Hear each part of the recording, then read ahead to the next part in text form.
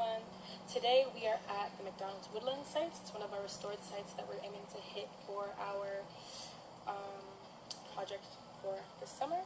And restoration here is the rehabilitating of degraded ecosystems into more biodiverse ecosystems.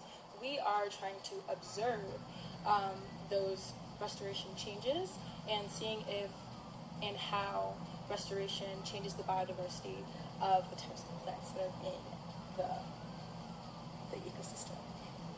And today we'll give you guys a quick run through of how our field work days go and about the plants that we have learned so far.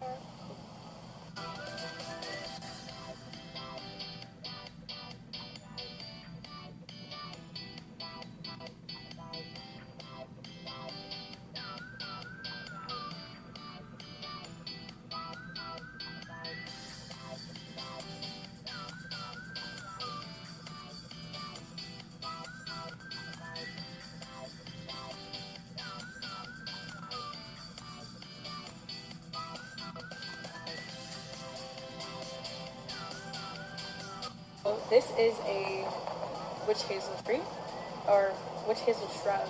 It's a mid-story tree, so it's kind of tall, but it won't be able to get as tall as any of the regulars. So this is characterized by its multiple stems, multiple sprouts, and here we can see on, let's pick this leaf.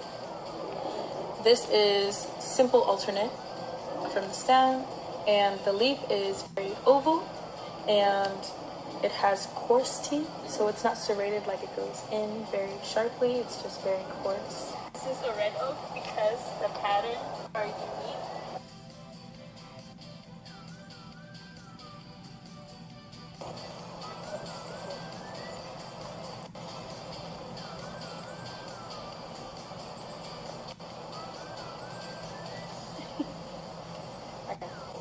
Grasses and sedges are an important part of woodlands. Here we have both grass species and sedge species. This one is the type of grass called bottle brush grass. The flower head resembles a brush that you use to clean water bottles with in your kitchen. And this one is a type of sedge called Parasporosa. The flower head resembles pineapples and the stem is triangular shaped.